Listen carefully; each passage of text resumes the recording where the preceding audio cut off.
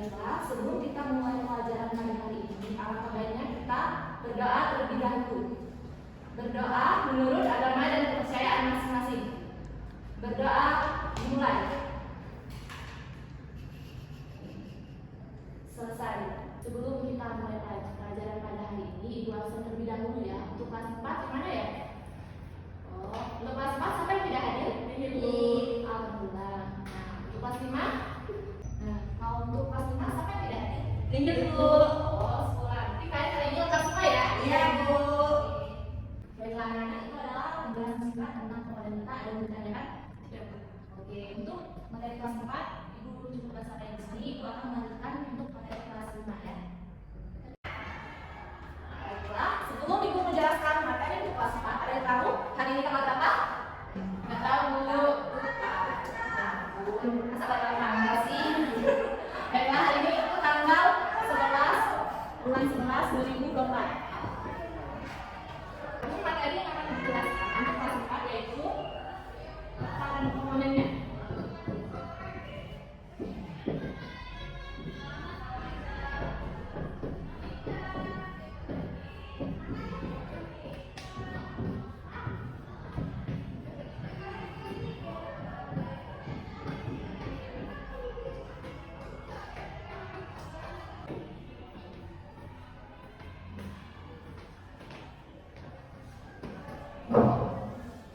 Adapun yang pertama yang akan Ibu jelaskan yaitu tentang pengertian peta. Di sini ada yang sudah belum? Nah, Ibu ingin bertanya. Di sini di kelas 4 ada yang pernah lihat belum gambar peta itu seperti apa? Belum. Oh, baiklah. Ibu akan menjelaskan sedikit gambaran peta atau pengertian dari peta. Jadi peta adalah gambaran permukaan bumi pada bidang datar yang dibuat dengan perbandingan atau skala tertentu. Nah, untuk peta itu bermacam-macam. Ada peta datar, peta timbul, dan peta bintang. Peta datar yaitu gambaran permukaan bumi yang rata, dibuat pada bidang datar seperti kertas, kain, plastik, dan sebagainya. Nah, yang kedua itu peta timbul, dibuat sesuai dengan penampakan permukaan bumi yang aslinya. Peta ini menunjukkan tinggi dan rendahnya suatu wilayah. Nah, ketiga itu peta digital. Peta ini dibuat dengan teknologi komputer yang gambarnya dapat dilihat melalui layar monitor. Nah, dari yang dijelaskan tentang pengertian peta, ada yang ditanyakan? Baiklah, Ibu lanjut ya. Dari selanjutnya itu jenis-jenis peta. Ada yang tahu apa ada jenis-jenis peta? Nggak tahu ya? Karena tadi nggak belajar ya? Ya, kan ya, sebelumnya Ibu suruh belajar supaya tahu. Kenapa? Oh, tidak. Jenis-jenis peta berdasarkan isi informasinya. Jenis peta dapat dibedakan menjadi dua macam.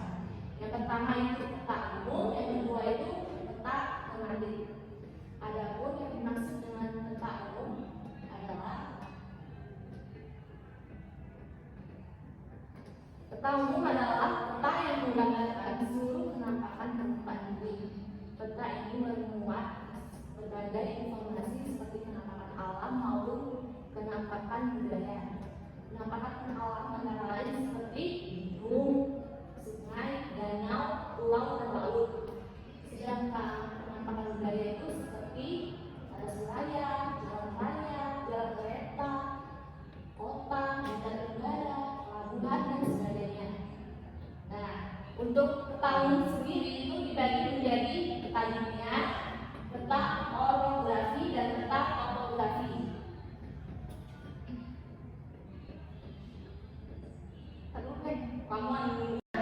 Di peta umum itu sendiri itu dibagi menjadi beberapa kelompok, yaitu ada 3. Pertama peta diniah, yang kedua itu peta orografi, yang ketiga itu peta topografi. Ada yang tahu nggak apa aja perbedaan dari 3 peta tersebut? Ya, Bu. Ya. Yang pertama itu peta dunia. Peta dunia adalah peta yang menggambarkan bentuk dan letak wilayah negara-negara dunia.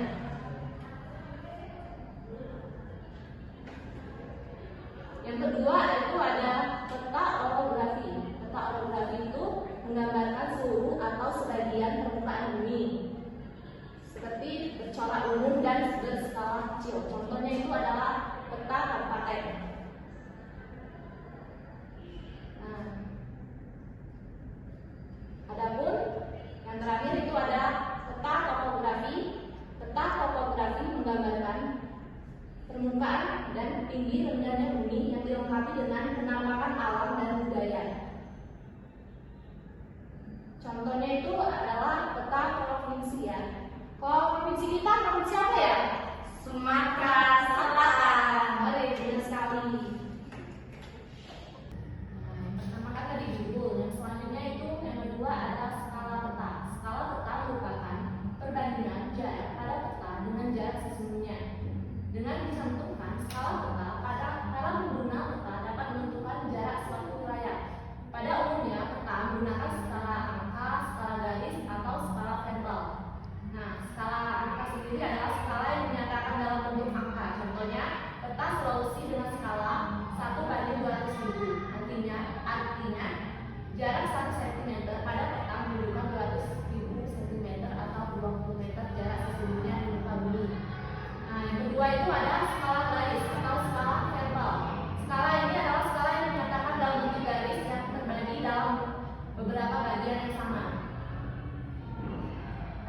Nah, selain peta umum yang disebutkan ini tadi, ada juga dikelompokkan jenis peta berdasarkan skala peta.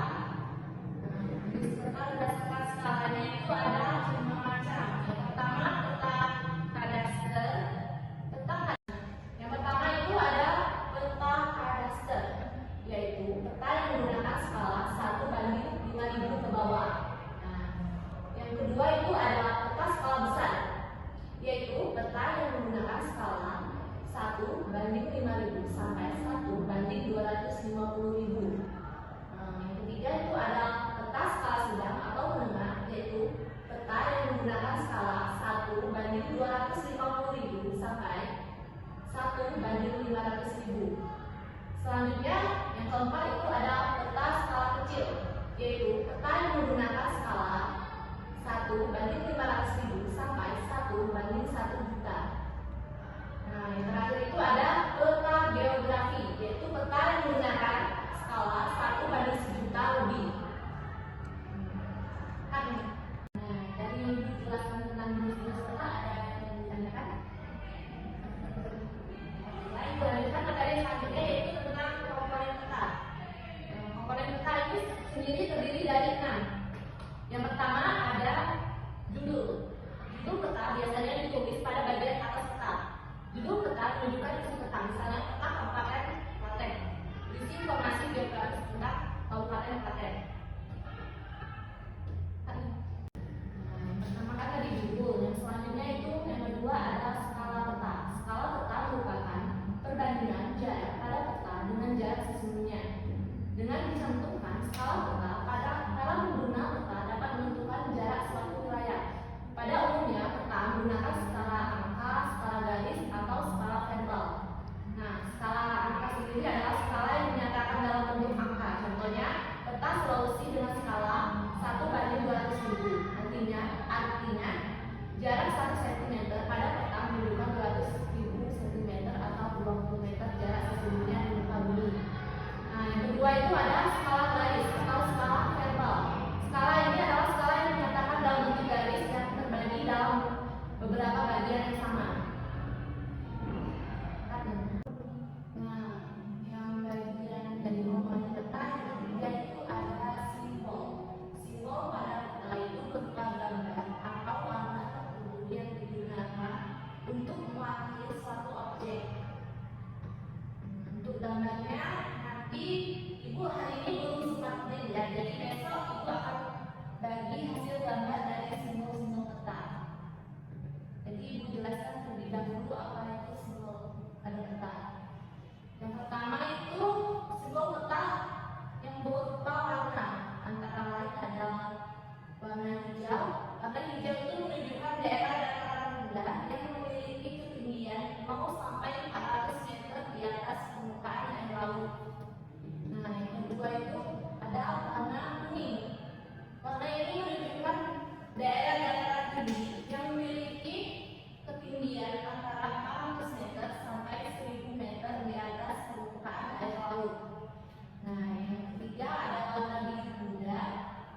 Warna biru muda ini menunjukkan daerah perairan dangkal yang memiliki kedalaman 0 sampai 200 meter di bawah permukaan air. Nah, selanjutnya ada warna biru.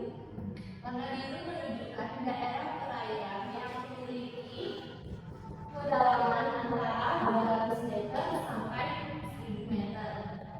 Nah, warna terakhir yaitu ada warna biru tua. Warna ini menunjukkan daerah perairan yang memiliki kedalaman 1000 meter lebih.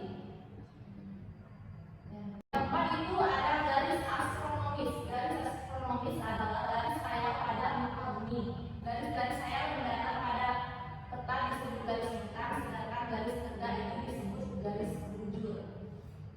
Yang kelima ada legenda. Legenda adalah keterangan berbagai simbol pada peta. Gunanya untuk memudahkan pengguna peta dan pembaca peta memahami isi peta. Istilah legenda sering diganti dengan istilah keterangan. Nah, yang terakhir itu ada mata angin. Terdapat utama mata angin pada peta mengarah ke atas yang menunjukkan arah utara. Penunjuk pada utara memberi huruf U. Baiklah, anak-anak, itu adalah penjelasan singkat tentang pemerintah dan menjalankan hidup. Oke, untuk materi kelas 4, Ibu cukup sampai di sini. Ibu akan melanjutkan untuk materi kelas 5 ya. Baiklah, untuk materi yang selanjutnya itu adalah mata pelajaran IPA untuk kelas 5 ya. Dan yang akan dibahas kelas 5 itu tentang perubahan sifat benda.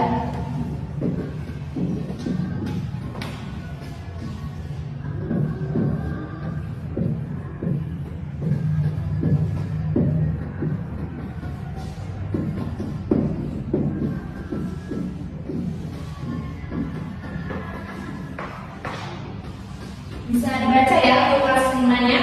Bisa dulu.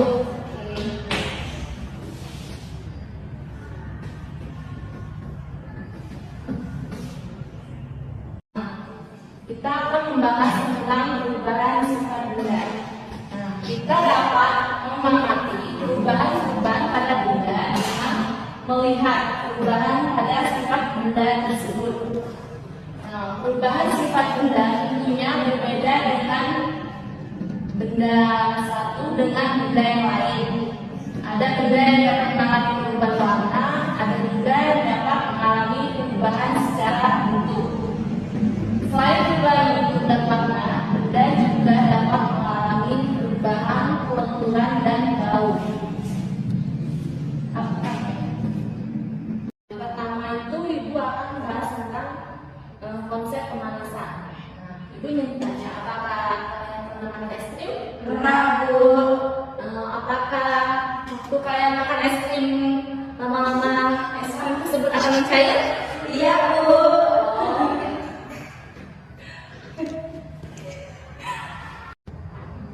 Perubahan sifat benda yang keempat yaitu pembusukan. Misalnya yaitu buah yang dibiarkan di ruangan terbuka akan mengalami pembusukan setelah beberapa hari. Nah, tentunya buah itu akan menjadi lembek, layu, dan warnanya pun berubah. Hal ini terjadi karena buah yang dibiarkan di udara terbuka itu mengalami pembusukan. Jadi pembusukan itu mengakibatkan benda mengalami perubahan bentuk, warna, dan bau. Yang terakhir Bu, ya silakan. Bu, kalau orang meninggal itu kan dikubur kan ya. Itu mengalami pembusukan apa ya, Bu? Atau perubahan? Ibu sudah jelaskan tentang perubahan sifat benda. Yang kedua ini, Ibu akan jelaskan tentang perubahan wujud benda yang dapat balik dan tidak dapat balik. Nah, yang pertama itu adalah perubahan wujud benda yang dapat balik pada perubahan wujud yang baik. Nah, yang pertama itu ada perubahan wujud benda yang dapat balik. Pada perubahan wujud yang dapat balik, benda mengalami perubahan dapat kembali ke bentuk semula. Salah satu contohnya itu perubahan pada air jika didinginkan akan menjadi es. Es ini apabila dipanaskan akan kembali menjadi air. Dalam hal ini, perubahan air merupakan perubahan wujud yang dapat balik. Adapun ini yang sudah meninggal dan sudah dikubur itu otomatis mengalami pembusukan, apalagi setelah beberapa hari setelah meninggal. Karena itu manusia itu tidak diberi pengawet atau formalin, jadi dia lebih cepat mengalami pembusukan ya. Paham? Kasih dulu. Oke, selanjutnya yang terakhir dari perubahan sifat benda itu ada kekaratan. Kalian pernah nggak lihat benda di sekitar kalian itu yang mengalami kekaratan? Pernah. Apa saja? Besi, aluminium. Ya, itu semua sudah benar. Ibu langsung jelaskan saja ya. Berhubung waktunya sudah agak mepet. Logam seperti besi dapat mengalami perkaratan apabila terkena air atau uap air dan dibiarkan dalam waktu yang cukup lama. Perkaratan ini menyebabkan karena besi berubah dan besi akan menjadi rapuh. Perkaratan dapat menyebabkan perubahan wujud benda yang dapat balik itu dapat digambarkan dalam diagram. Misalnya ini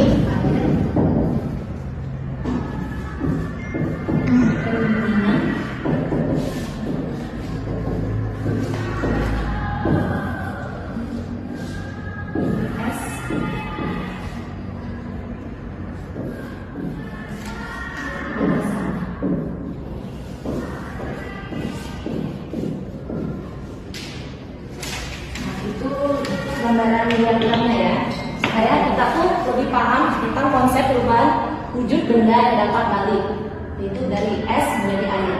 Itu pun sebaliknya.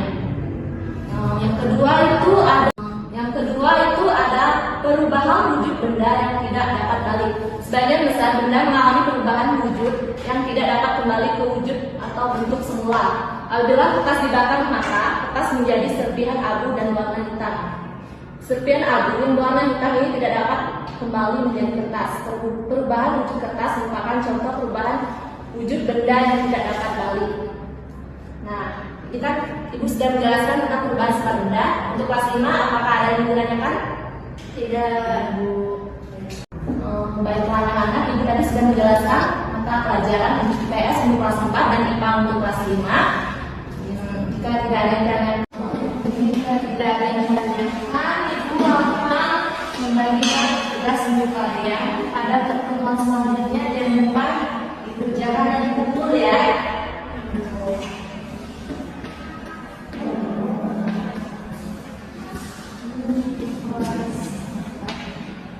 Ya.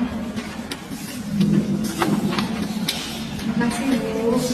Iya, sama-sama. Terima kasih Bu. Anak-anak, cukup sekian daripada hari ini. Jumpa lagi di pertemuan berikutnya. Ibu akhiri. Wassalamualaikum warahmatullahi wabarakatuh. Waalaikumsalam.